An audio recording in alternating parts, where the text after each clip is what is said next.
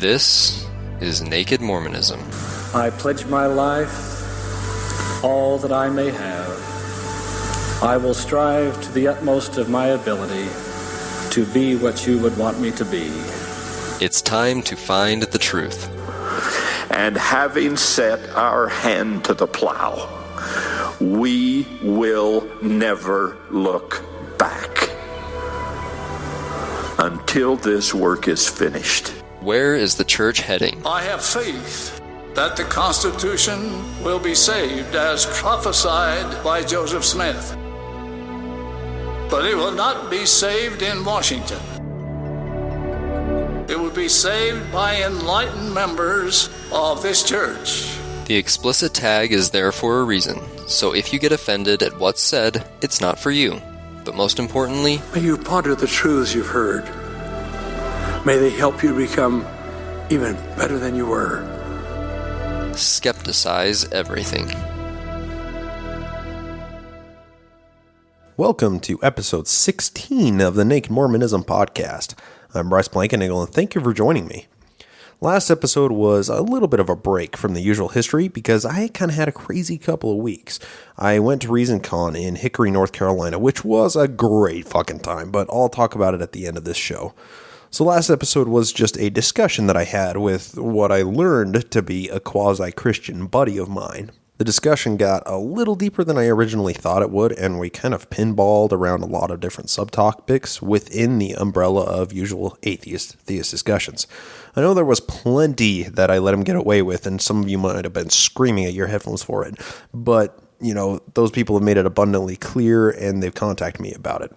The thing is, this was just a pleasant discussion over a couple of beers between two friends. I didn't want to challenge his beliefs with too hard of a line because he might not want to have these discussions ever again. Instead of one of us taking over the conversation and trying to bludgeon the other into submission, we ended the conversation by shaking hands and saying, we should do this again. I'll be posting other discussions we have in the future to see if I can possibly reason Rick out of his irrational beliefs, no matter how undefined and difficult to challenge they are. But as for today's episode, we're going to dive right back into the history by talking about a secondary authorship theory for the Book of Mormon. The last two historical shows talked about Hingepin, Sidney Rigdon, and Solomon Spaulding manuscript found theory of authorship. The surrounding evidence for it does seem to lend a fair amount of credence to it being legitimate. But the main problem with the theory is the state of the material evidence. We don't have the source text to go from or to study. This is the primary reason why scholars today tend to kind of distance themselves from the Spaulding theory. That's what's so great about being a truck driver just doing a podcast as opposed to being a historical scholar putting up work for peer review. I can look at all of the evidence without the limitations and dogma behind what the current scholarship says. Well, for today's episode, we're going to put aside the Solomon Spaulding theory and discuss another completely separate theory, which posits that the View of the Hebrews, written by Ethan Smith in 1823, was a primary source for the Book of Mormon. The major benefit here is the abundance of copies of the book still in existence. This source text was a very, very popular book published in 1823, and it even underwent a second edition printing in 1825. So a lot of people were buying copies of it in the burned over district where the Joseph Smith family was living. So let's get into it. Where can we start drawing the connections? Well, let's talk about the author himself of the View of the Hebrews. Ethan Smith was born in 1762 in a town called Belchertown, Massachusetts. I know, right? Belchertown. His parents died at an early age, leaving him to finish the last half of his teen years with no immediate family. By 1781, Ethan had decided to join the ministry training group soon after joining the Congregational Church earlier that year. In 1790, he graduated from Dartmouth, presumably with a degree in divinity and theology. He was a sharp, do-it-himself kind of guy, and he really accelerated when put into a preaching or proselyting scene. Apparently, he was actively preaching up to within 2 weeks of his death in 1849. This guy had a lot of vitality. So just a little aside here, Ethan was actually in the same starting class at Dartmouth as Solomon Spaulding was. This may be a mere coincidence, or maybe they were acquainted with each other or friends. It's tough to tell. Something that helps bolster this connection is the fact that Spaulding graduated in 1785 and became a preacher in 1787 of the Congregationalist Church in Windham, Connecticut. He was probably in Dartmouth's divinity program with Ethan Smith. Spaulding, for whatever reason, was capable of graduating 5 years sooner than Ethan. I'm not really certain if this connection does anything for us in the future, but it is worth pointing out right now because it does seem like kind of an odd coincidence. So back to Ethan, he became a pastor after his graduation in 1790 and worked the preaching circuit. This guy hit Vermont, Massachusetts, and New Hampshire as a full-time pastor for several years at a time. He probably also popped into a lot of other churches to do guest sermons or debate with other pastors, or possibly even to observe what other pastors were teaching. Needless to say, he was quite the good little Jesus whore. Really wanted to spread his Jesus seed to anybody that would welcome him.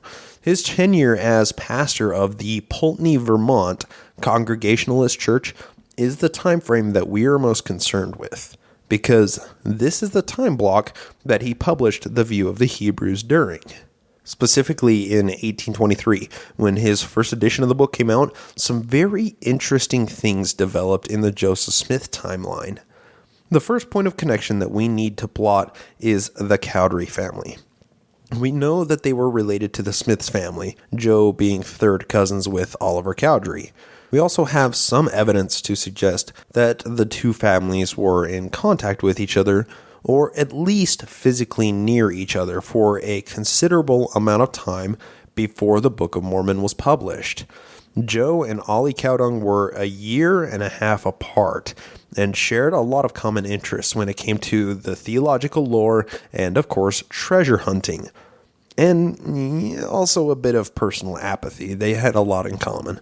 Well, the fascinating thing here is the fact that Ethan Smith, the author of View of the Hebrews, was the pastor of the Congregationalist Church that the Cowdery family was attending in 1823 when he published the book. And coincidentally, we have Joe claiming to have found ancient golden plates that were buried in a hill in New York 101 days after the View of the Hebrews was published. This may seem like a minor coincidence, but once we get into the similarities, this may serve as a damning piece of evidence. So why don't we just talk about some similarities right now?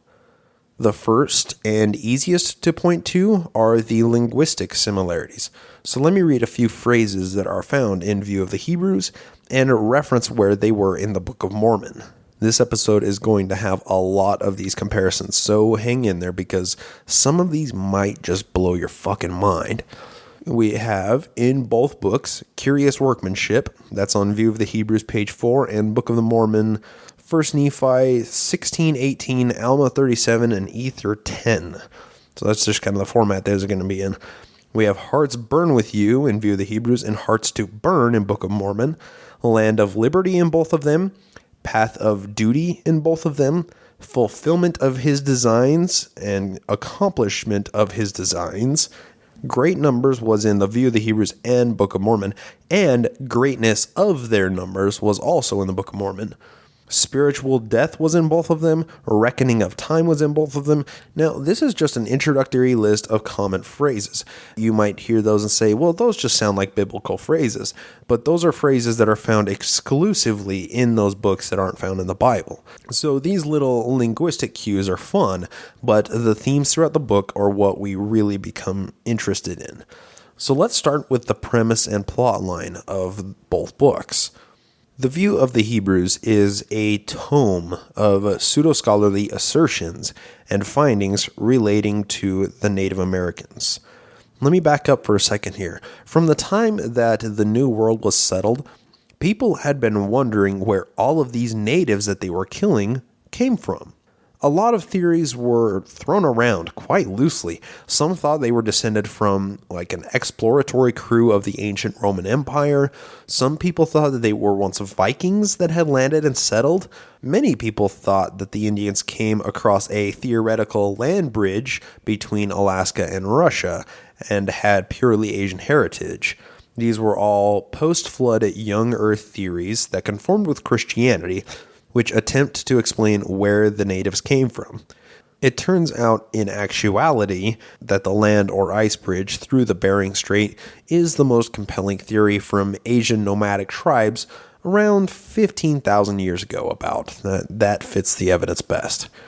So one other prevailing and incorrect theory that was being thrown around at the time involved the pre-Jesus killing Jews coming over to settle, whether by land or ice bridge or by sailing. These theories were common topics of conversation among scholars and lay people alike. I think there was something exotic in their minds about the Native American God being the same God that the Protestant sects were worshiping in this newly settled America. That would make the natives ripe for conversion to Christianity, if they were just ancient Jews. Of course, once these people did try to proselyte to the Native Americans, they had very little success.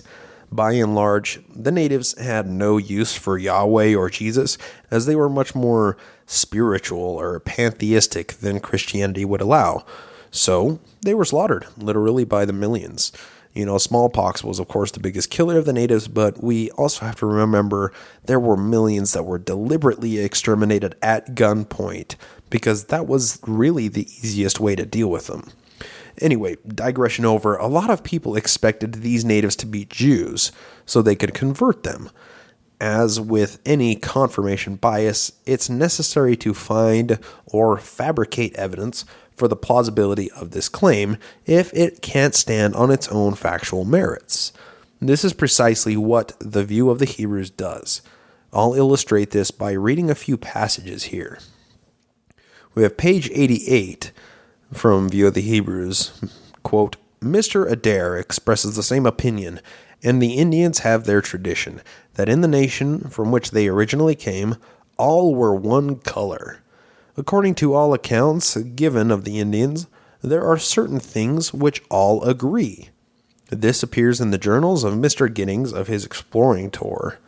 The most distant and barbarous Indians agree in a variety of things with all other tribes.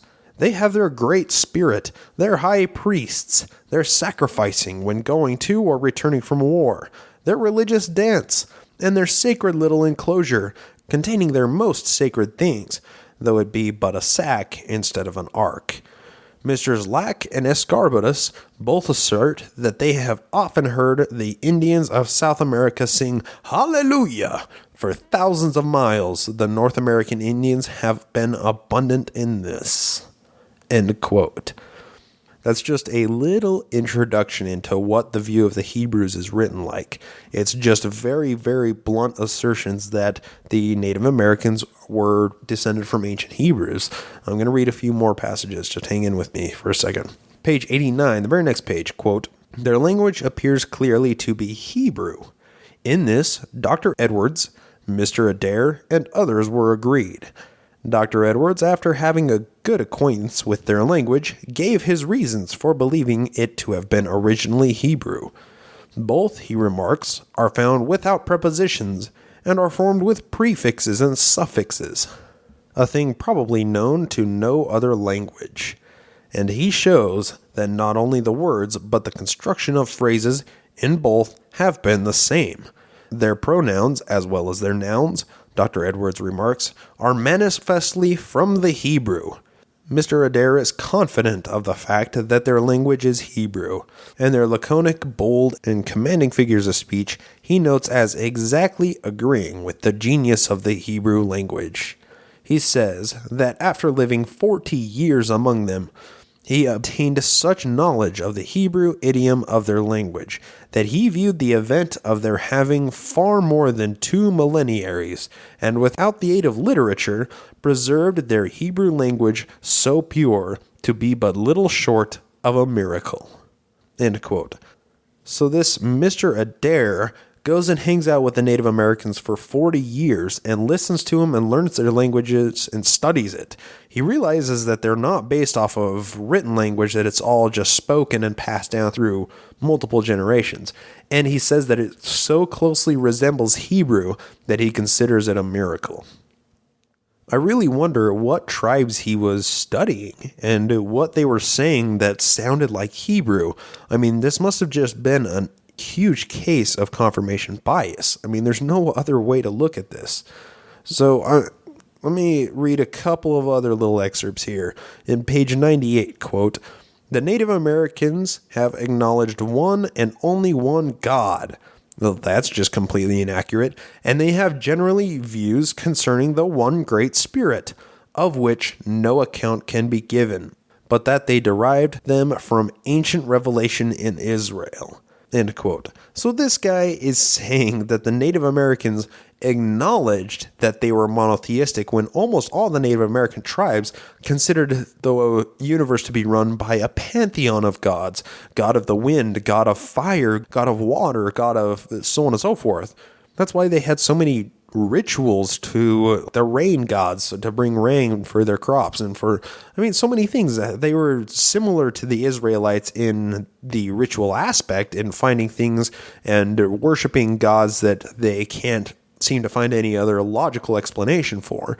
But I don't think that very many tribes really acknowledged having one great spirit. It was more just this pantheon. So I think that this is just more confirmation bias, or maybe he happened onto a couple of tribes. Maybe the Chickasaw, I don't know, thought that there was just one great spirit that ran everything, but it just seems like he's making these claims without actually backing them up.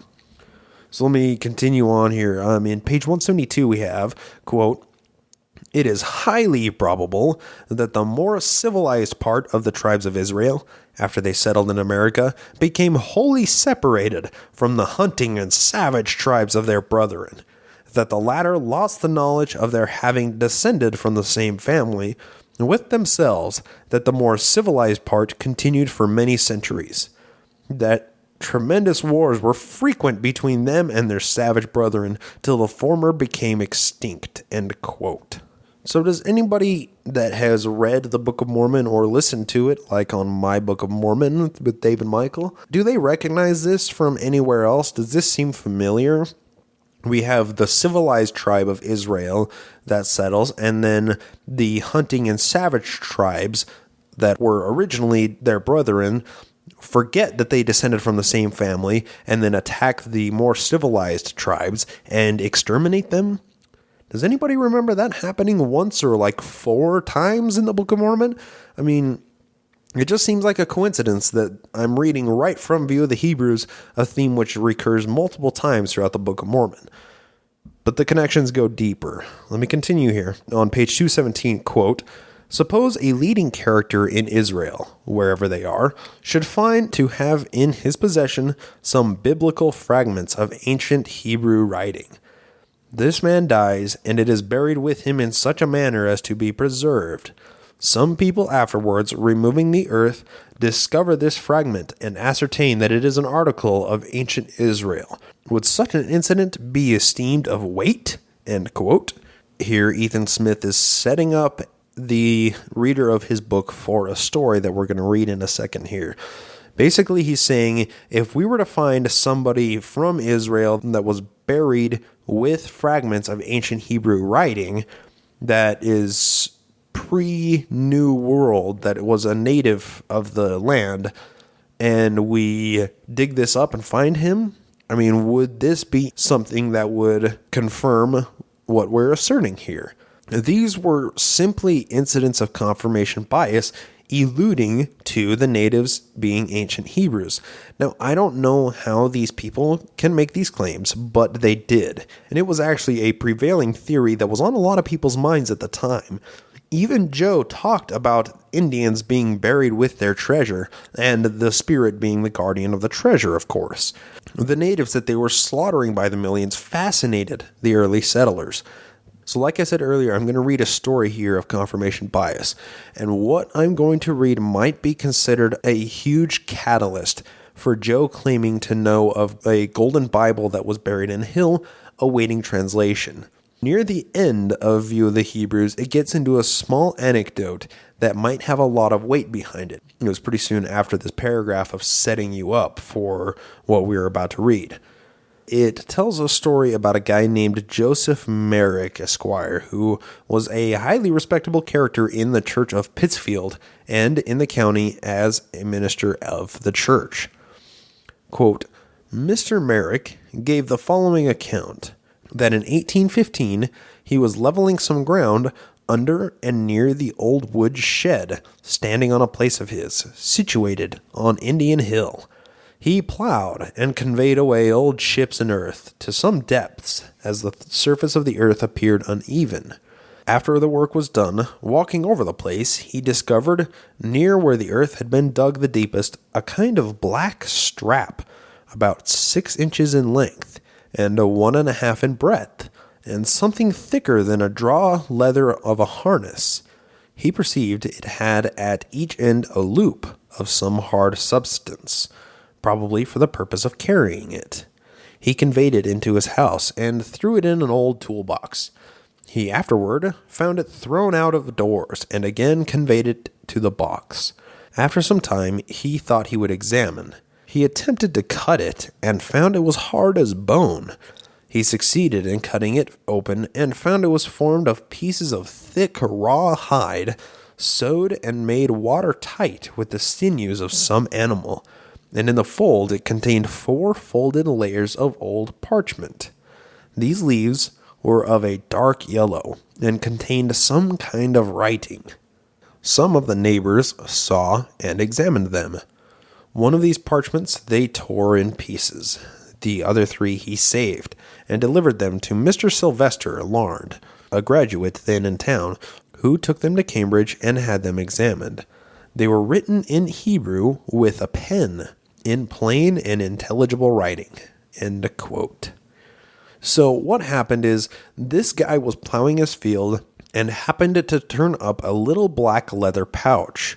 It was sealed with some kind of animal hide and ancient hardening technique, and required some effort to get into. So once Merrick broke it open, he found 4 pieces of yellowed leaves of old parchment, which contained Hebrew writing on them with a fairly modern pen. What he found was something used in Orthodox Judaism called the tefillin. It's even used today during modern Jewish rituals. Basically, it's a pouch that is worn on the inside bicep of the non-dominant arm. Leather straps that come off the pouch are wound all the way down the arm and then clutched in the hand. Then another pouch with the same verses is bound around the head and sits 2 fist widths above the tip of the nose.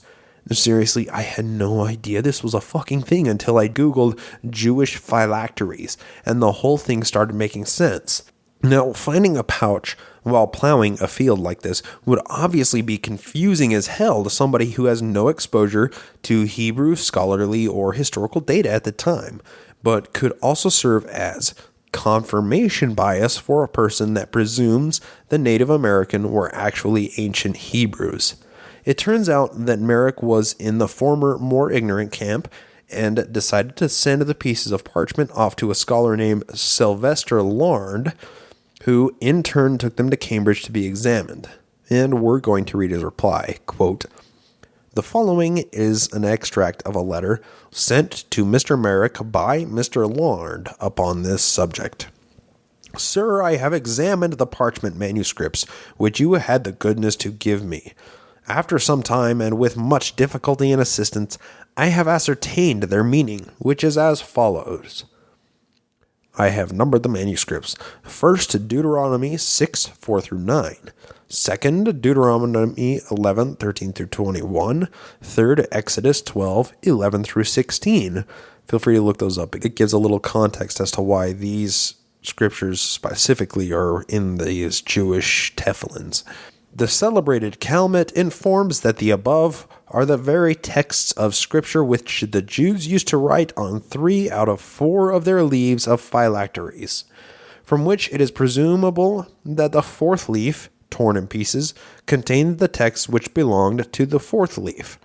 The leaves of their phylacteries says, this word from the Greek signifies a preservative. These phylacteries were little boxes or rolls of parchment, wherein were written certain words of the law. These boxes or rolls containing their 4 leaves of parchment on which their texts were written were upon their foreheads and upon the wrists of their left arm. They founded this custom upon Exodus 13:9 and 16. Various authors noted by Calmet contended that the phylacteries were used in Israel from the days of Moses, end quote.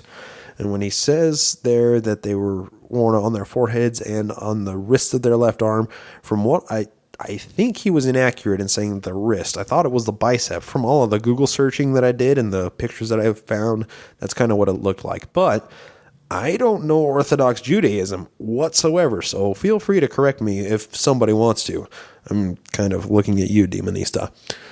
Like I said, finding something like this that was buried underground in Massachusetts could lend some credibility to the Hebrew origin theory for the Native Americans, especially if they had been doing it since the days of Moses. That is, if you're working with the presumption that they were of Hebrew origin while you were doing the research. But what really happened was probably something a little more along the lines of a Jewish missionary accidentally dropped his tefillin there a few decades before, and it was buried by a layer of dirt and only resurfaced during intense plowing.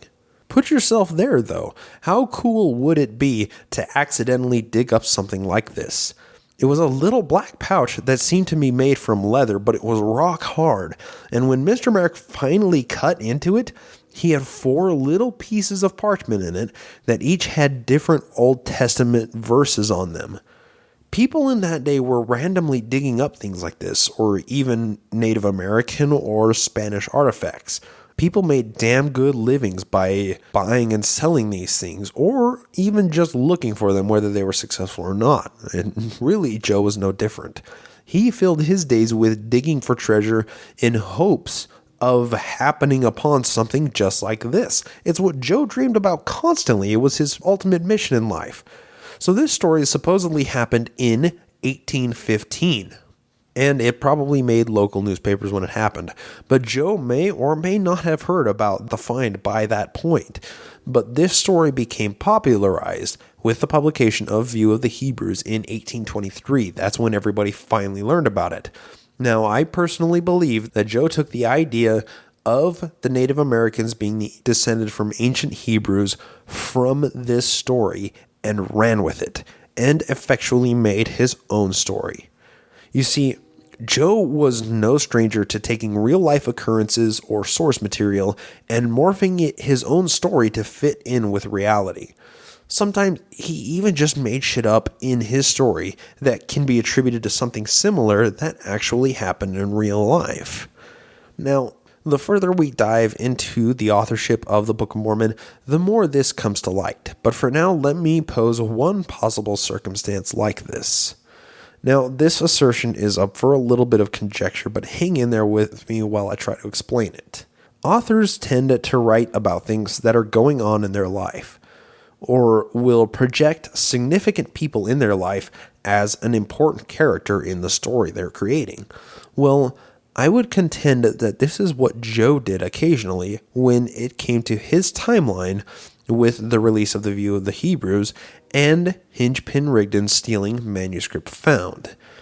Now, what I mean is Joe wrote that the angel Moroni, which was Nephi originally, visited him annually beginning September 21st, 1823. These visitations would instruct Joe on what he had to do in order to get the golden plates, which was a sectarian record of the natives that needed translating. Joe didn't actually get the plates until September of 1827, reportedly. During this interim period between 1823 and 1829, when the Book of Mormon was published, there was somewhere around 30 total visitations that Joe had from this supposed angel that would later come to be known as Moroni. That being said, I would make the argument that this angel was actually just a projection of either Hinge-Pin Sidney Rigdon or Ollie cow dung that came to visit Joe while they were compiling all of the source material for the Book of Mormon. Each appearance of the angel brought Joe closer to translating and printing the Book of Mormon, which could be a nuanced way of saying each visitation was merely Hingepin Rigdon or Ollie Cowdung showing up to talk with Joe about the book that they were all three compiling together. Now, it's not particularly easy to prove this connection, but projecting a person that's significant in their lives into their stories is a common thing that a lot of writers do, and I think it makes perfect sense when we pose that situation as being what Joe did.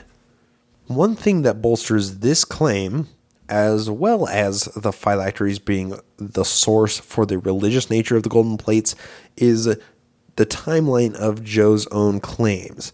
Prior to the 1823 revelation of the angel, Joe had merely said he was going to find treasure of some sort buried in the ground.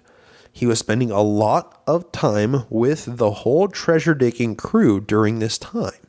Now, once this 1823 visitation happened, the story completely changed. It morphed from being just digging for gold to digging for an ancient Hebrew record written on golden plates.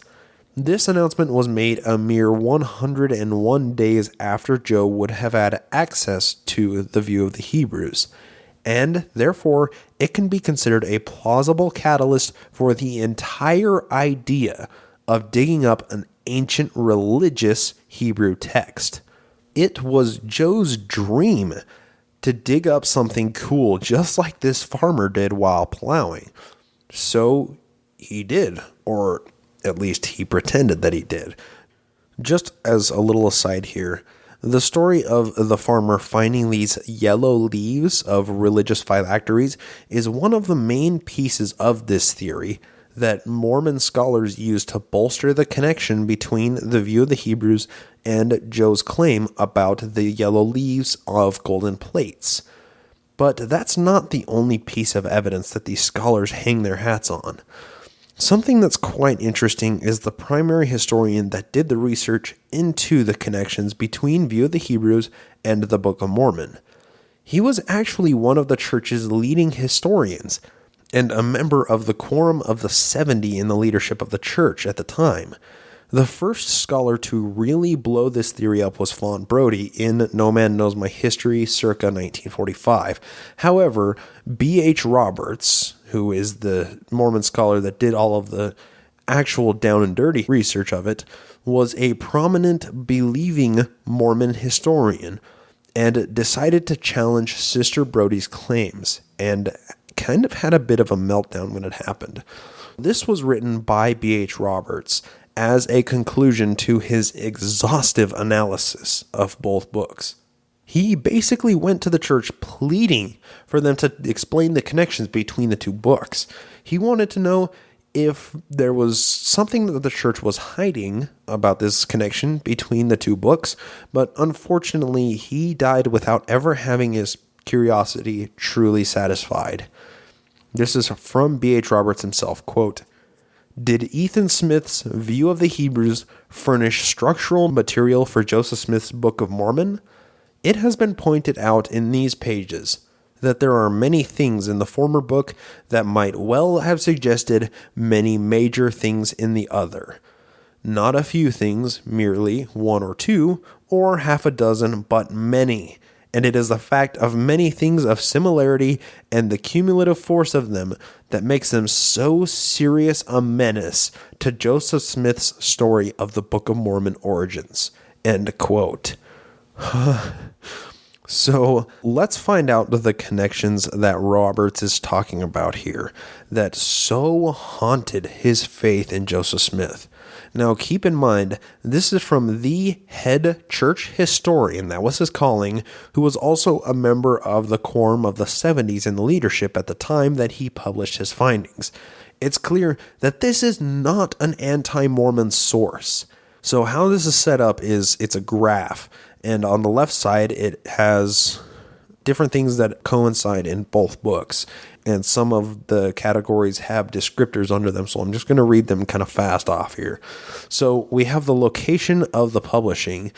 The view of the Hebrews was in Pulteney, Vermont, Rutland County. And there's a secondary note on here. Oliver Cowdery, one of the Book of Mormon witnesses, lived in Pulteney when View of the Hebrews was published. And it doesn't specify there that Ethan Smith was the pastor of the church that the Cowdery family was attending at the time. The Book of Mormon was published in Sharon, Vermont, which is in Windsor County. And there's a side note, Windsor County is adjacent to Rutland County. That's just a little bit of a coincidence there. And then we have the destruction of Jerusalem is in both of them, the scattering of Israel, the restoration of the 10 tribes. Hebrews leave the old world for the new world. Now keep in mind, this is in both books very explicitly. Religion is a motivating factor for the migration. The migrations span a long journey. They encounter seas of many waters. Those are both quotes. The Americas were an uninhabited land. The settlers journey northward. They encounter a valley of a great river. Unity of the Hebrew race settle the land and are the ancestral origin of American Indians. That's one of the big parts. Hebrew is the origin of the Indian language. There's Egyptian hieroglyphs. Let's keep that in mind because Joseph Smith claimed over and over that he was translating from Reformed Egyptian hieroglyphs, which is not an actual thing. But that was, of course, in both of the books. Then we have the lost Indian records. Now, in View of the Hebrews, it talks about a set of yellow leaves that were buried in Indian Hill, and B.H. Roberts, the historian, noted that the leaves might be construed as gold. Now, Joseph Smith claims that the Book of Mormon is a translation of ancient Indian records from gold plates that were buried in a hill. The yellow leaves, gold plates, both of them buried in a hill. Both of them are ancient records saying that the Indians are descended from ancient Hebrews. I mean, there's just a little interesting similarities in there. And then they both talk about the breastplate and the Urim and Thummim, which the Urim and Thummim were actually referred to as Joseph Smith's translating mediums when he was actually doing the work of translating from the plates to the Book of Mormon. And we have in both of them, prophets are spiritually gifted men. They transmit generational records. The gospel of Jesus is preached in the Americas. This is an important part. They quote whole chapters of Isaiah. The Messiah visits the Americas. Now, the Messiah in the View of the Hebrews is actually Quetzalcoatl, which was a white-bearded Mexican Messiah, whereas in the Book of Mormon, it's just Jesus that comes over after he dies. Good and evil are a necessary opposition throughout both books. Generosity encouraged and pride denounced. In fact, communism is one of the recurring themes throughout the Book of Mormon. Polygamy is denounced multiple times in both of them. Idolatry and human sacrifice is in both of them. Sacred towers and high places. The Hebrews divide into two classes. One is civilized and the other is barbarous. The civilized tribe thrives in art, written language, metallurgy, and navigation. The government changes from monarchy to republic. In the Book of Mormon, it goes from a king to a system of theocratic judges.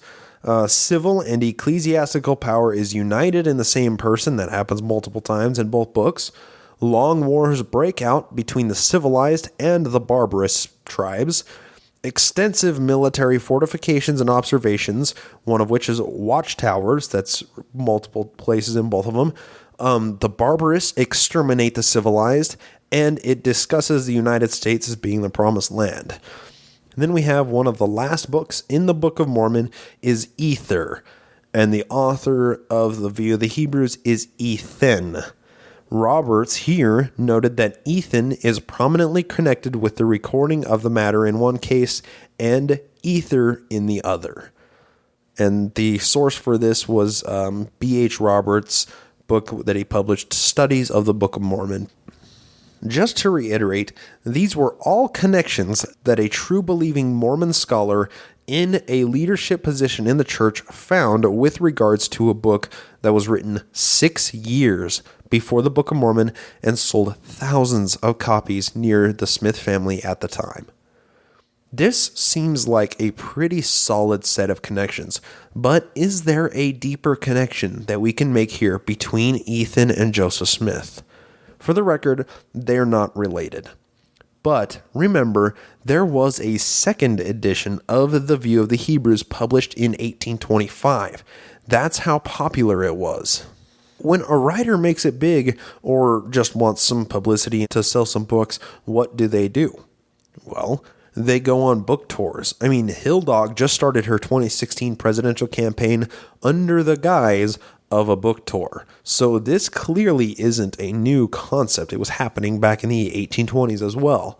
Well, we have evidence of just that. Ethan Smith did a book tour once his second edition of View of the Hebrews dropped in 1825. And guess what? Palmyra, New York, where the Smith family was living, was one of the stops on the tour. That means that even if Joe didn't get a copy of it from Ollie, he might have attended a book signing or presentation at the Palmyra local library when Ethan stopped in on his book tour. Now, we don't have direct evidence of Joe having a copy of it at the time, but what we do have are these pieces surrounding the material in both the View of the Hebrews and the Book of Mormon that best fits with the theory of Joe having a copy of it. Which edition he had, 1823 or 25, second edition, it doesn't really matter. Both of them have the same basic information. One interesting piece of evidence that we do have regarding Ethan Smith and the Joseph Smith connection is this quote from Joseph Smith. Quote, "If such may have been the fact that a part of the 10 tribes came over to America in the way we have supposed, leaving the cold regions of Asaroth behind them in a quest of a milder climate, it would be natural to look for tokens of the presence of Jews of some sort along countries adjacent to the Atlantic. In order to do this, we shall here make an extract from an able work, written exclusively on the subject of the 10 tribes having come from Asia by the way of Bering Strait, by the Reverend Ethan Smith, Pulteney, Vermont, who relates as follows." End quote. That was recorded in the Times and Seasons in 1842, quoted from the mouth of Joseph Smith. So Joe was familiar enough with the View of the Hebrews to actually quote it as a scholarly backup for his claims. Now, whether he knew about the book before the Book of Mormon was authored is not something we can establish with certainty, but the pieces sure are falling together quite nicely, aren't they? Another important connection to focus on is the extended quoting of Isaiah in both books. It said that in the list earlier, and I mentioned it, but let's take a look at that. I pulled this list from fairmormon.org, which is a Mormon apologist website. I didn't pull it from any anti-Mormon site. This was just research done by believing Mormon scholars to try and prove the authenticity of the Book of Mormon. I'm not going to read the connections that they attribute to these scriptures, but I am going to just read off a list of the scriptures that both of the works cite. We have Isaiah 6, Isaiah 11 in multiple places, Isaiah 14, Isaiah 49 in multiple places, Isaiah 3, Isaiah 9, Isaiah 5, 7, Isaiah 10, more Isaiah 49, Isaiah 13, Isaiah 51, Isaiah 11, and those are in both of them. And then we have more scriptures that are kind of loosely talked about, Isaiah 40 and Isaiah 55. Now I'm going to post a link to this table, and you'll see it on fairmormon.org, which, remember, is a Mormon apologist website. They're trying to defend the authenticity of the Book of Mormon, and they list out these similar Bible citations in both works. Those were just Isaiah passages they had in common. There's a fair amount more of Isaiah quoted in both of the books that don't actually coincide with each other, but these are the chapters that do coincide, and they're worth mentioning, as it seems like more than just mere unaffiliated coincidence. So we have this preponderance of evidence drawing connections between the View of the Hebrews and the Book of Mormon, and we know that Joe was familiar with the book in 1842 when he quoted from it in Times and Seasons. Now, I'm going to assert that Joe probably picked up a copy of it when it came out in 1823, or maybe he even got a second edition in 1825. Now, this authorship theory is pretty damn strong, possibly even stronger than the Solomon Spaulding manuscript found theory. Last historical episode was all about the manuscript found authorship theory, wherein dozens of other connections were made showing the Book of Mormon's blatant plagiarism from Solomon Spaulding. But where else can we look for contemporary source material that Joe might have used? I mean, let's face it, when a person is plagiarizing works to be their own, they don't just copy 100% of the text they're plagiarizing from, word for word, and never change anything. They'd be found out too easily. So, Joe did what every other fraud of information does. He pulled information from hundreds of different sources, some more significant than others, and smashed them together and sprinkled in his own twists and theological conclusions throughout the text. I would argue that Joe was a master of this art. Let's look at as many possible source materials for the Book of Mormon that we can possibly find. We've established that a seemingly large percentage of the book came from View of the Hebrews and manuscript found. So let's bring in some others that make up a smaller percentage but are still just as significant. The next biggest contributor that we can attribute to being a source text is, of course, the King James Bible. The version used is very important here. Joe most likely had an early 1800s printing of the King James Version with the Apocrypha intact, given the scriptures that are similar between it and the Book of Mormon. All in all, the Skeptics Annotated Book of Mormon attributes 775 pieces taken directly from the KJV, including some of the Maccabees and other apocryphal Gospels. Of these 775 connections, almost half are word-for-word, full passage plagiarism. The other half are usually just phrases or terms that are slightly modified from the KJV to seem original in Joe's voice. However, the similarities in these verses are blatant and easy to point out. Joe did a horrible job of concealing them. Before we dive into the connections, a proponent for the authenticity of the Book of Mormon would say that one would expect some Bible verses to be in the Book of Mormon, being another testament of Jesus Christ. The problem is the specific verses Joe uses and when he uses them. This will take a minute to construct, so just hang in there again. The Book of Mormon starts by following this one family of Hebrews. The patriarch is known as Lehi with his wife Sariah, and multiple sons Laman, Lemuel, Nephi, and Sam. Their first task after fleeing Jerusalem is to go back to King Laban, who was king of Jerusalem at the time, and get a hold of the plates of brass, which were supposedly a record of Hebrew genealogy. Now, modern scholars think it to be a copy of the Septuagint engraved in brass. After the brothers have a few bumbling attempts to get the plates, Nephi finally gets a hold of them and tricks one of the servants in the castle to come along with the Lehi family. Nephi reads from these plates, and his soul is filled with exceeding joy at the words contained. Well, this is where the plagiarism starts, and it doesn't let up until the very end of the Book of Mormon. The verses that Nephi reads from the plates of brass are verbatim from Isaiah. Now, this is all good and well for the beginning of the quote, but we run into problems when we start to examine the plausibility of Lehi's family having access to these Isaiah passages. What I mean is, the dates don't match up. Biblical scholarship has Isaiah written in 3 different time periods. This breaks Isaiah down into Proto-Isaiah, Deutero-Isaiah, and Trito-Isaiah. Proto-Isaiah, the first one, was written by what scholars consider to be the original and real Isaiah, authored between 750 and 700 BCE. This chunk includes modern-day Isaiah 1 through 39. Then, there is a major shift in perspective, setting, and authorship for Deutero-Isaiah. It's written from the perspective of post-destroyed Jerusalem, Babylon, and contains chapters 40 through 55. And we know the destruction of Jerusalem to have happened in 587 BCE. Trito Isaiah was written still later and contains chapters 56 through 66.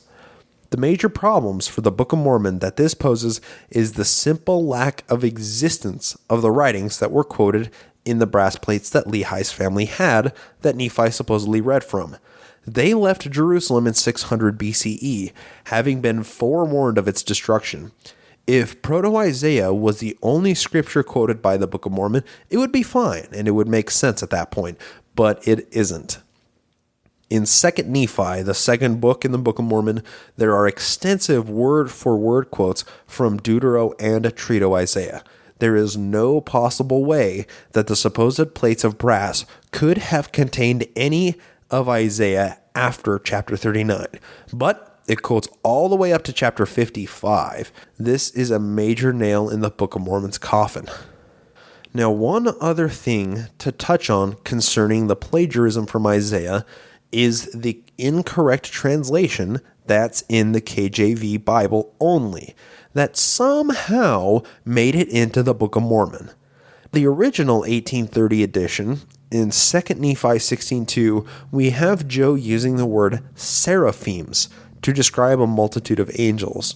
Well, the correct pluralization for a single seraph is seraphim.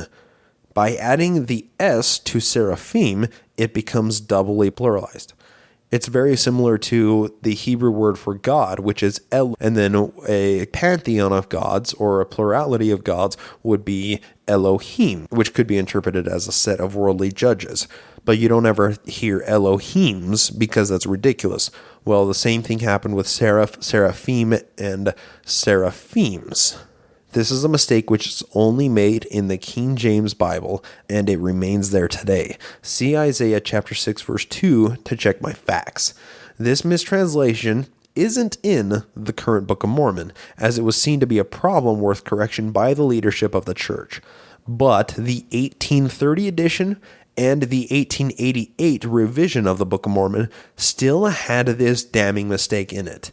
Now, Isaiah aside, are there any other King James Bible plagiarism that serves as a damning evidence against the Book of Mormon? Maybe some New Testament verses or phrases that occurred before they were actually written in the Old World?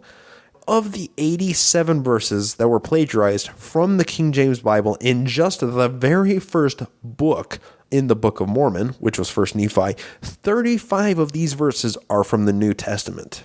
That is just the first book, which was supposedly written over 600 years before a single New Testament author was born. Trust me, the occurrence of New Testament verses continues throughout the rest of the books in the Book of Mormon. And once the birth of Jesus comes along, the occurrence of New Testament verses skyrockets, despite being authored on the other side of the fucking planet from the supposed Book of Mormon writers. If you're interested in even more of these, look up the connection between the Bible and the Book of Mormon in the Skeptic's Annotated Book of Mormon. It's online. The list seems to go on, and I would be willing to bet that the 775 connections that they drew was not an exhaustive list of the plagiarisms from the Bible. This seems to be completely full stop, knock down, drag out evidence against the Book of Mormon's authenticity. But where else can we look to find other source information? It has to end somewhere, right? Well, I firmly stand behind the conviction that Joe pulled information from literally everything around him for source material. Even just looking at a map of the 19th century New World can yield some very interesting similarities to the Book of Mormon geography. I'll include an entire list compiled by a Mormon-believing scholar named Vernal Hawley in 1989. So how I'm going to do this is read the geographical feature that was on the 19th century map and then reflect it with what the derivation could be in the Book of Mormon geography. So it starts with St. Agath. In the Book of Mormon was Ogath. We have Alma and Valley of Alma, or there's multiple Almas in the Book of Mormon.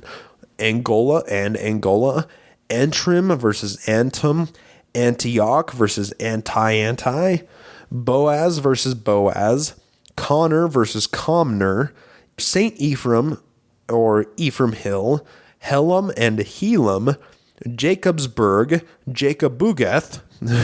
Yes, Jacobugath is the name of a place in the Book of Mormon. We have Jerusalem in both of them, Jordan in both of them.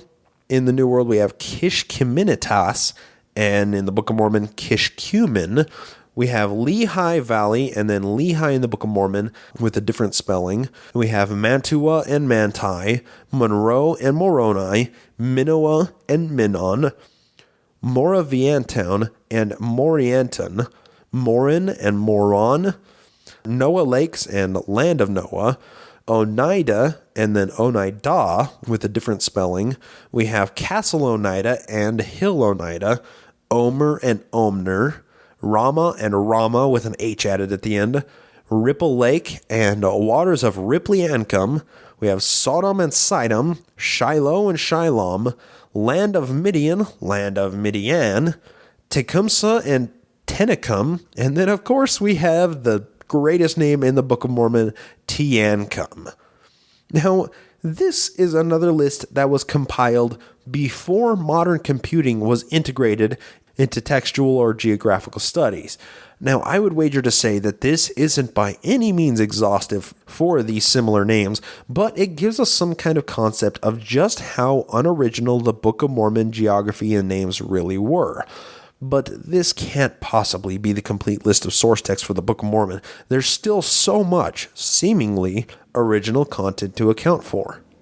Well, hold on a minute, because I'm going to list a bunch of books that were popular at the time that have at least one parallel to content in the Book of Mormon. This list is taken from utlm.org, and it seems to be the most comprehensive one I can find. And of course, Sandra and Gerald Tander are nice enough to tell the similarities of each book with respect to the Book of Mormon after it lists the author, title, and publishing date of the book that they're calling into reference. So starting off alphabetically, we have James Adair in the History of the American Indians, published 1775. Adair's evidence for the Indian Israelite theory consists of 23 parallels between Indian and Jewish customs. For example, he claims the Indians spoke a corrupt form of Hebrew, honored the Jewish Sabbath, performed circumcision, and offered animal sacrifice. And we have Elias Boudinot, A Star in the West, or a humble attempt to discover the long-lost 10 tribes of Israel, published 1816. He relies heavily on evidences compiled by James Adair. He also mentions the Indians' lost Book of God. Oh, these are awful tantalizing.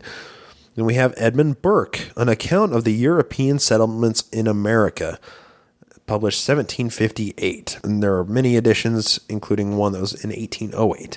Now, it mentions the Mexican and Peruvian temples that were considered the settlements for the Lamanites and Nephites. We have David Cusick, Sketches of the Ancient History of the Six Nations, published 1827. It records Indian fables, which he believes support the mound builder myth. One fable, for example, speaks of the descendants of two brothers continually at war with the other until one group is finally destroyed in North America. Does any of this ring a fucking bell? The mound builder myth? That's what Joseph was all about. That's why he was digging all the time, because people believed that the mounds that were in New York, the rolling hills, were actually built by people and that there's ancient treasures housed within it. And then this book talks about two brothers that were at war until one destroys the other one. The parallels are beautiful. All right, Timothy Flint published Recollections of the Last 10 Years, Past and Occasional Residences and Journeyings in the Valley of Mississippi in 1826. He mentions the idea that the Indians were Jewish, but does not commit himself on the subject. He describes various burial mounds and fortifications of North America and mentions the discovery of mammoth bones and stone coffins. People at the time were very interested in these burial mounds that it talks about here. And we have John Haywood, The Natural and Aboriginal History of Tennessee, published 1823. This compares American antiquities with those of Hindus, Egyptians, and Hebrews. He describes North American fortifications and Mexican temples' use of metals, including steel, copper, and brass plates. Describes stone boxes, like the ones that the fucking golden plates were hidden in. Possible use of the wheel and horse in ancient America.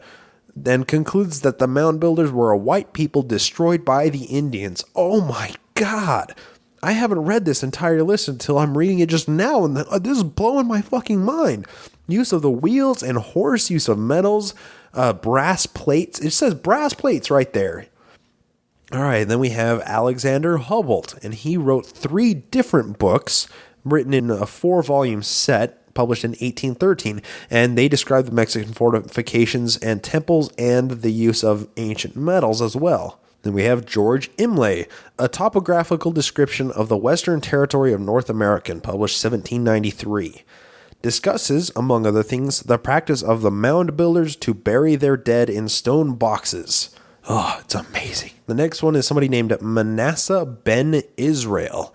He wrote The Hope of Israel in 1652 and had a second publishing in 1792. This includes a story of a remnant of the 10 tribes of Israel being discovered in Peru, apparently. I don't know what they're considering this based off of, because they didn't have DNA evidence to support any of these claims. They probably just looked at ancient ruins and the artifacts they were able to dig up and said, yeah, fuck it, these look Hebrew, why not? So then we have Domingo Juarez, A Statistical and Commercial History of the Kingdom of Guatemala, circa 1823. Claims Indians from the Old World, claims original inhabitants arrived in the New World shortly after the dispersion from the Tower of Babel, describes Guatemalan fortifications, buildings, temples, and palaces, including the ruins of Palenque. We have Archibald Loudon, a selection of some of the most interesting narratives of outrages committed by the Indians in their wars with the white people, published 1811. He supports the 10-tribe theory, mentions that the Spaniards dug up Indian tombstones covered with Hebrew characters, and compares Peruvian temples to Jewish synagogues. James H. McCullough, Researchers on America, being an attempt to settle some points relative to the Aborigines of America, published 1817. This guide describes various theories explaining Indian origins, the problems of transoceanic crossing, and discusses the theory that the mound builders were a white group more advanced than the Indians. Why didn't he just use Joseph's theory with the transoceanic crossing? People just built some fucking submarines that were tight like a dish. All right, then we have Cotton Mather, India Christiania, a discourse delivered unto the commissioners for the propagation of the gospel among the American Indians, published 1721. He suggests that the Old World could have sailed to America for settlement. Then we have Samuel Mather, an attempt to shew that America must be known to the ancients, 1773. He believes that America was populated by 2 major migrations, one from the Tower of Babel and the other centuries later from Asia or possibly Phoenicia. He also subscribes to the theory that ancient America was visited by Christ's apostles or perhaps by some of the 70. Now that is important because there's like 5 connections in there. So we have the 2 major immigrations, one around the time of the Tower of Babel, and then the other from the centuries later. This perfectly follows the timeline in the Book of Mormon. There's one migration of people that came over before the Tower of Babel fell, that had their language wasn't corrupted, and then they all fucking killed each other. And then we have the Lehi family coming over centuries later, and that is actually from Asia as well. And I'll talk about the possible migration path of the Lehi family when it becomes relevant in the timeline, but we'll put it off for now. Next, we have Nicholas Mills in History of Mexico, and he describes the Mexican pyramids and compares them with those of Egypt. Well, yes, of course the people built fucking pyramids in Mexico and Egypt because that was the biggest possible structure that they could build without having modern engineering techniques, you fucking idiots. Then we have Elijah Parrish, A New System of Modern Geography, published 1810. Parrish wrote his geography for use in New England schools. He describes mounds in North America and the Peruvian temple at Cusco. Includes a comparison of Indian and Israelite customs. Joel Roberts Poinsett, Notes on Mexico, made in the autumn of 1822, published 1824. Mentions the Mexican tradition of the flood, notes their immense pyramids and long paved roads, and mentions their hieroglyphic drawings and knowledge of astronomy and metallurgy. People are just finding these pieces of evidence and using them purely as confirmation bias for the ancient Israelite theory. Next, we have Josiah Priest, The Wonders of Nature and Providence Displayed, 1826. A compilation of many previously published works includes an extract from Francisco Claviero's History of Mexico, recounting the ancient Mexican traditions of idolatry and human sacrifice, and a portion from Ethan Smith's View of the Hebrews, detailing evidence that Indians were of Hebrew origin. Now, The Wonders of Nature and Providence is actually another source text that is used very frequently for the Book of Mormon. A lot of people use it in conjunction with Ethan Smith's View of the Hebrews, just because of the time frame and the content in the book. Personally, I've read about half of View of the Hebrews, and I haven't even tried to dive into The Wonders of Nature and Providence Displayed. I would like to find out what's in both of them, but honestly, I have to move on with my research to get on further episodes. But I'm sure there's a lot of interesting connections that I didn't really get my mind wrapped around that are buried deeper into the text. Next on our list, we have Antonio del Rio, and he wrote Description of the Ruins of an Ancient City Discovered near Palenque, 1822. Rio describes various ruins at Palenque, includes plates of some of the structures, several Mayan codices. He suggests that the ancient Americans came by sea. He also mentions that the tradition of an eclipse in AD 34, and speculates that the Mexican god Quetzalcoatl was St. Thomas, preaching the gospel in ancient America. And then, of course, Quetzalcoatl is a hearkening back to Ethan Smith's claim that Quetzalcoatl was the Mexican Messiah that showed up, that has some sort of analog to the Book of Mormon and Jesus showing up. We have Samuel Sewell, wrote Phenomena Quadratum Apocalyptica in 1697 and second publishing 1727. He suggests that the Indians are Israelites, that America might be the place of the New Jerusalem, and that other sheep mentioned in John 10:16 are the American Indians. On this list that I am reading directly from, the next one is Ethan Smith View of the Hebrews, and I'm just going to read their summary of it, and let's see if we can draw the connections that I've so far brought about. Ethan Smith is by far the most important and interesting work dealing with the origin of the American Indians and the mound builders. Suggests that the first settlers of the New World were the lost 10 tribes of Israel. Includes extracts from von Humboldt's description of Mexican antiques, Atwater's descriptions of the mounds, and evidence from Adair and Boudinot to connect Indians with the lost 10 tribes. He also mentions the Indian legend of the lost Book of God, which would one day be returned. That was a beautiful summary of everything. I hadn't read this little paragraph that UTLM has summarized into the View of the Hebrews, but it fits perfectly with pretty much everything that we've talked about in this episode up to this point. I just find that really, really fascinating anyway.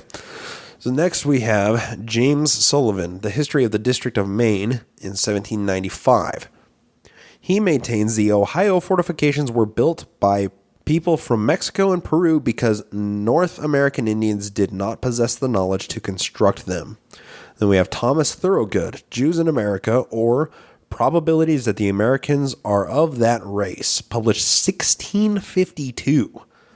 He mentions the notion that the gospel was anciently preached in America, emphasized the millennialistic nature of his Indian Israelite identification and the importance of the Indians' conversion to Christianity. Now, I think that connection there is pretty important. We have this book that is published in 1652 by Thomas Thorogood. It was published in London and possibly brought over to the Americas as a textbook for the origination of the Native Americans. This seems important because it has this same underlying theme that all of these books have, that the Indians are somehow from the ancient Hebrews, but then it also talks about the millennialistic nature of this connection. The church is really, really heavy-handed in this doctrine of the millennium coming, and even more than that, one thing that isn't talked about much in the Mormon religion is the punishment for people that are sinners and murderers that end up accepting the gospel when the new millennium comes and when the new kingdom of God is built on earth. It's going to start in Jackson County, Missouri, apparently, and that's why the church owns more real estate in Missouri than the state of Missouri itself does. So anyway, the teaching is that things happen and are measured by millennium. So there was this deep belief in the early church that this second millennium was going to bring about the second coming of Jesus, right? And there's still kind of this thought that whenever Jesus comes, it will be considered the new millennium. That's because for 1,000 years, Jesus is going to reign, and the people that are current murderers and liars and adulterers and just evil people right now are going to be punished for that 1,000 years. And then once they have gotten to that point, after this punishment and they accepted the church, then they will go up to the telestial kingdom. So this punishment they talk about is something that lasts for one full millennium, and it's described more of like a state of mind. It's not necessarily like a fire and brimstone, being tortured, having your skin burned off, kind of like Left Behind series is with hell and with Sheol and with whatever the Christian belief of the Dante Inferno-esque hell is, right? It's a little different in the Mormon religion. It's much more nuanced. People consider it to be just 1,000 years of a deep, deep depression, wherein you may not be experiencing something physically, but emotionally and spiritually, you're being racked with inner conflict and personal torment. It's not anything that a devil is inflicting on you. It's your own reflection of your own sins, basically, for an entire millennium. And then after that millennium comes, then you ascend to heaven along with everybody else, and you spend the rest of eternity in the telestial kingdom because you weren't able to do the ordinances of the church when you were on the planet. And that is actually why the baptisms for the dead exist. I'm just kind of riffing here for people that are interested in Mormon theology. The reason people do baptisms, conversions, and temple ceremonies for people that are dead is because they believe, the Mormon religion believes, that these people will be punished for the millennium, and then afterwards they'll ascend to the telestial kingdom. Well, their ordinances their gospel ordinances needed to be completed by somebody with a physical body on earth before they can ascend into further kingdoms. And once they are in, I guess, what you would consider Mormon purgatory, while they're undergoing this personal torment and while they're learning the gospel before they actually accept it, once they do accept it, they'll basically thank the person that did the ordinances for them with a huge hug. That's kind of how it's described. People in the church think about how many spirits that they have converted posthumously, how many people they've been baptized for the dead, or had their hands laid on their heads for conversions, or for the temple ordinances to do the endowments for the people. People that are true believing Mormons really, really hang their hat on the fact that they're going to meet these people one day that they are responsible for saving, basically. So it's kind of like a stored credit, right? Like a bank of awesome thanks that everybody's going to be giving you once you die and ascend into heaven. Kind of the idea kind of behind it is like, you have more of those souls, you have more people up there in heaven to thank you. You're probably going to get a pretty good wink nod from Jesus, Elohim, and Joseph, or, good job, man. You brought a lot of souls into the true church. So that's why baptisms for the dead is so important in the Mormon church, and why personally I don't think it's ever going to be something that they will not do. I don't think it's a doctrine that they'll ever let go of, just because it is that important, like sealing is for eternal polygamy. So sorry, that was just a huge digression about millennialism and shit like that. So let me finish out this list. There's only like 3 or 4 more. Next on our list of possible sources, we have William Walton, and he published Present State of Spanish Colonies in 1810. He mentions that the Indian belief in the creation and flood includes a description of Mexican architecture and metalwork. So he believes that the Judeo-creation and flood myths were what the Mexican people were talking about in their architecture and metalwork. That's fucking ridiculous. Next, we have Roger Williams, A Key into the Language of America, published 1827. He believes that Indian language is a form of Hebrew and that their customs resemble those of the Jews. Although he is tolerant of the Indians, Williams believes their religion is devil-inspired. Oh my God. Next, Samuel Willems, Natural and Civil History of Vermont, 1809. He discusses various theories of Indian origins and mentions the discovery of mammoth bones in North America. That's... I didn't realize that until just now, but that is why Joseph talks about elephants being in the Book of Mormon. It's a huge anachronism, but people were finding mammoth bones in North America, and Joseph just said, oh, they were elephant bones. That's what people probably were calling them at the time, because that's the only animal they knew of that was big enough to actually have this big of a fucking thigh bone that's as tall as a person, right? I didn't make that connection until now. Fuck, that's the source of a huge anachronism in the Book of Mormon. All right. Next we have Israel Worsley, A View of the American Indians, published 1828. And this guy published, 1828, only 5 years after The View of the Hebrews, and his book is titled A View of the American Indians. It says that he relies heavily on Ethan Smith's View of the Hebrews. He believes the mound builders had been destroyed by the Indians. He mentions the discovery of large stone crosses in Central America and records the Indian tradition of a lost book of God. These themes that we keep seeing pop up, the lost book of God, the mound builders, the stone crosses, the Judeo or Christian worshiping rituals for the Native Americans, these things were talked about, and these were common topics of conversation between people during the day. People just talked about stuff like this. So Joseph's book, hang on, I can't finish. Let me just finish the list here, and I'll get back to it. So John Yates and Joseph Moulton published History of the State of New York, and that was in 1824. And they describe mounds and fortifications in their state and neighboring states, as well as the ruins of an ancient city near Palenque.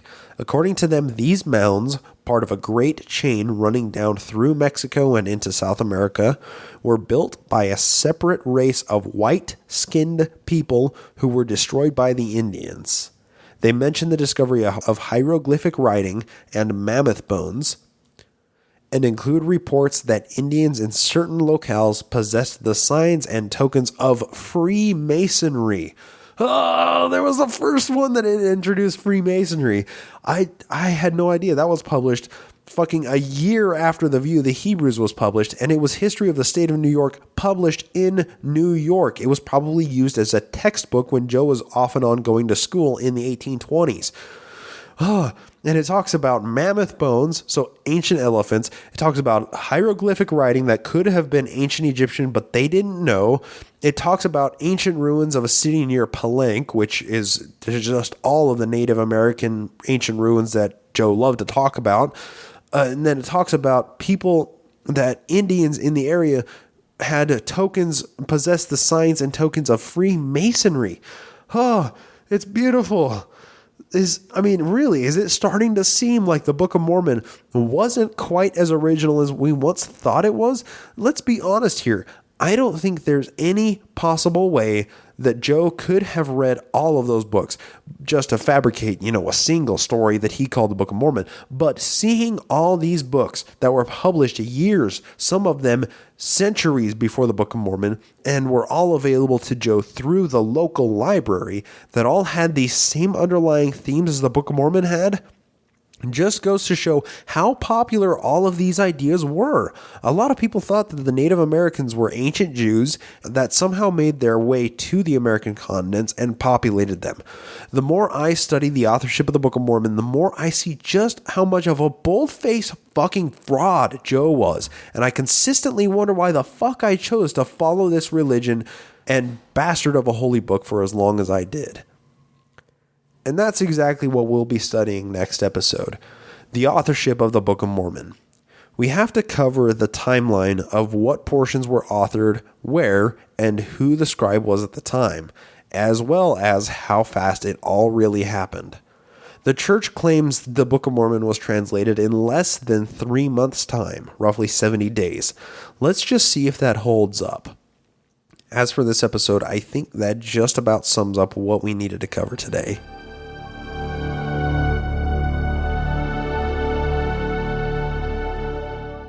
I did have a few things to get to. First off, it looks like Tor from episode 14 just wasn't happy being a Nemo adolescent rebel.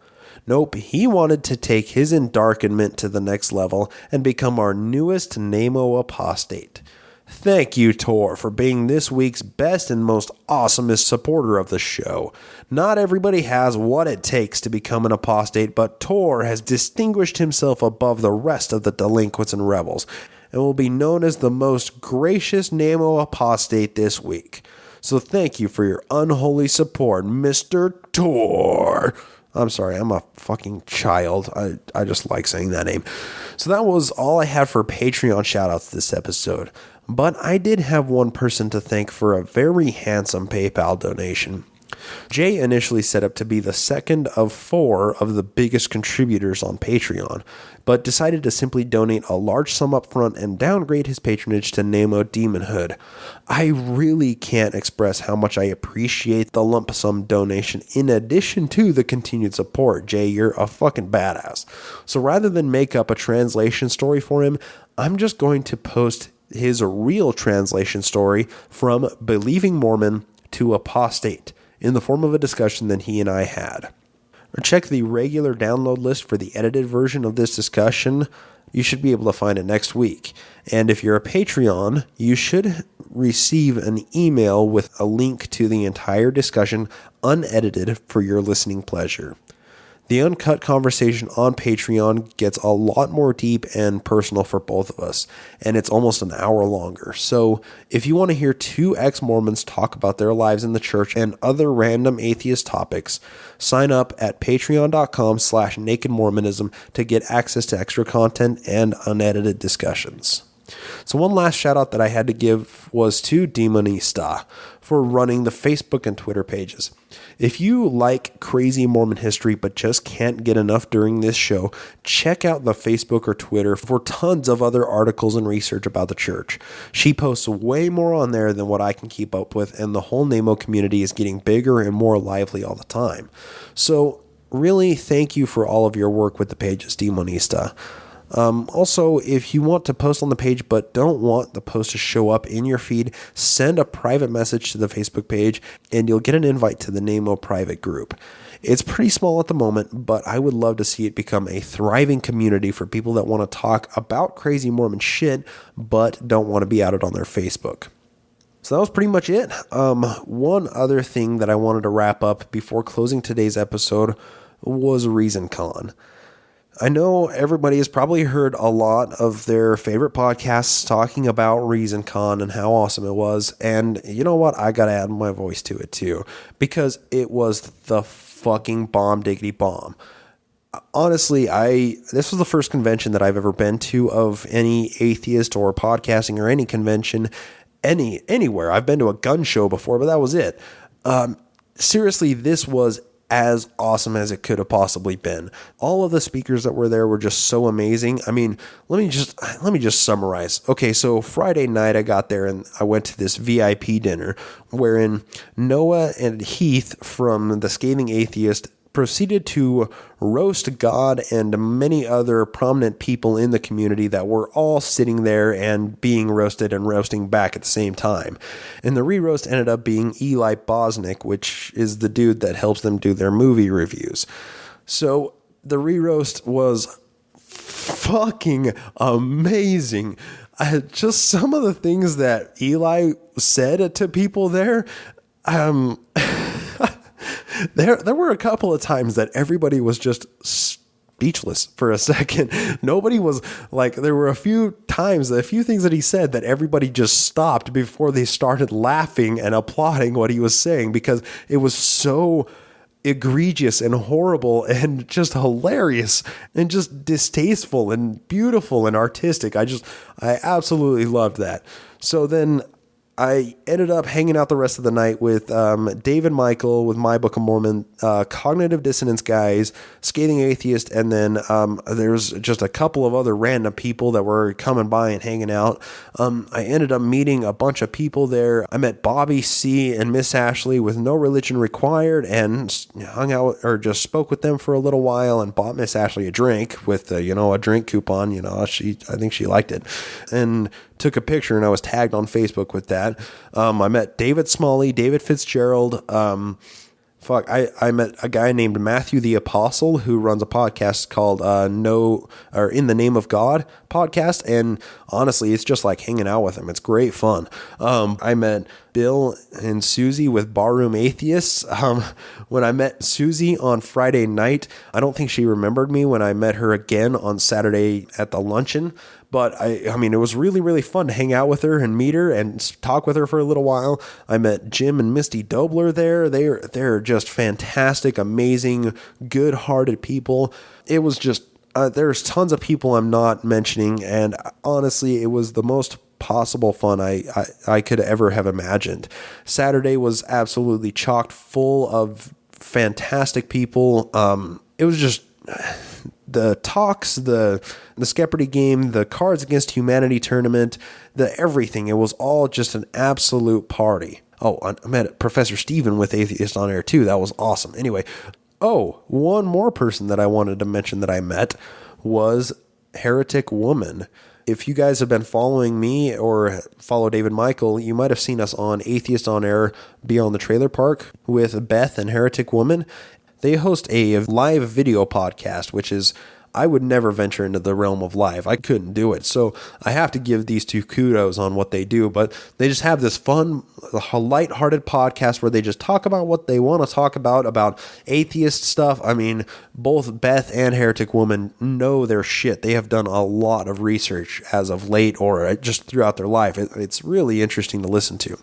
Well, that being said, I did want to make a little announcement. If you have been following me and or David and Michael, you might have seen us on this Atheist on Air Beyond the Trailer Park video cast, and it was great fun. We hung out with Cash with Atheist on Air.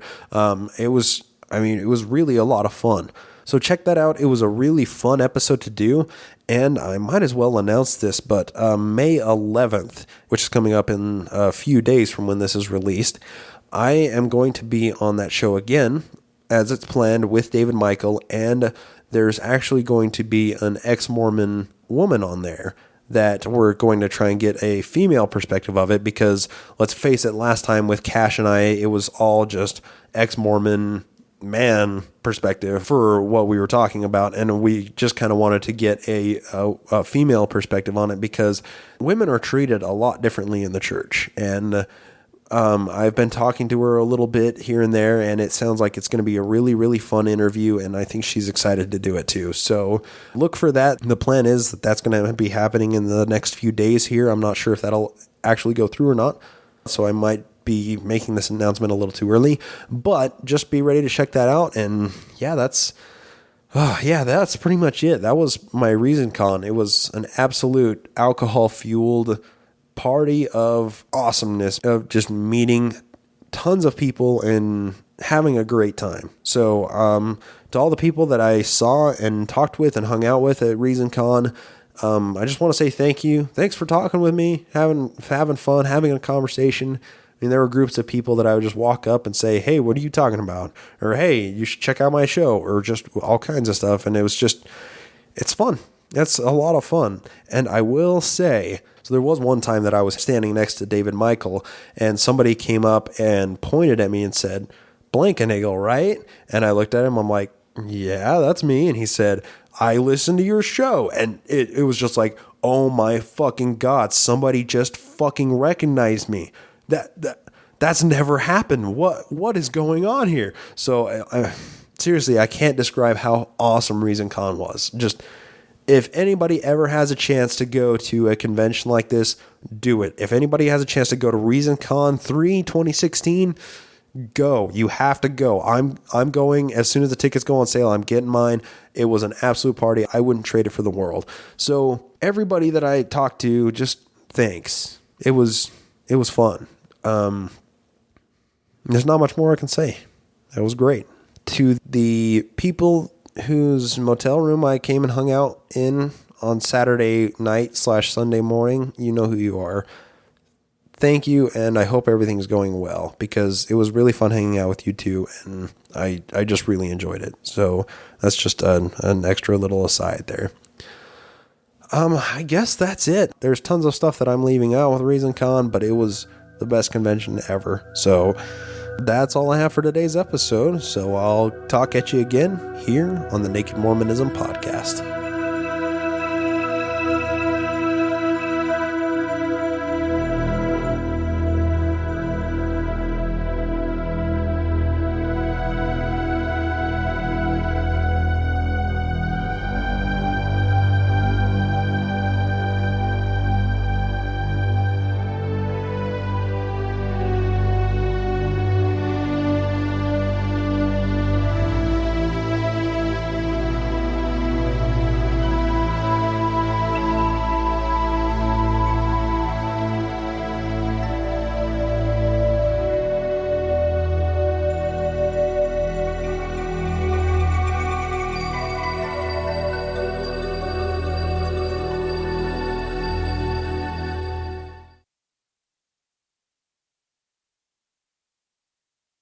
Alright, I had to include a little bit of a bonus on this episode to get it over the 1.5 hour mark. That was my Patreon promise for getting over $200 per episode. So thank you, patrons, for being awesome and supporting the show. Your continued patronage really helps to ensure that I'm motivated to keep producing episodes like this.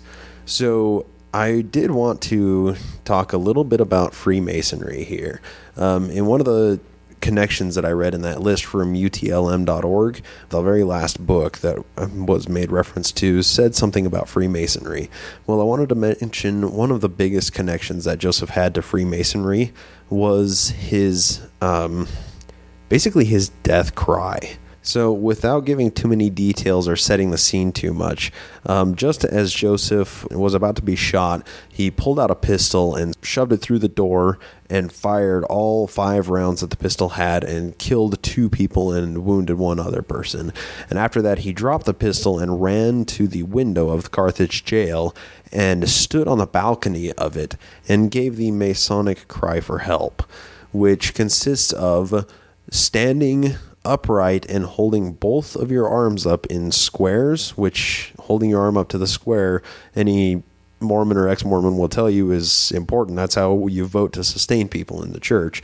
So that's what Joseph did. He opened the doors to the balcony and stood there and put his arms up to the square and said, "O Lord, my God," and was shot, and then fell to the ground below him and was executed by the mob. The Masonic cry for help is, "O Lord, my God, is there no help for the widow's son?" And the recorded history doesn't include "is there no help for the widow's son," but it was quite an odd coincidence that he was standing on the balcony holding his arms up to the square, and he cried the first part of the Masonic cry, and he was known to be a master Mason at this time.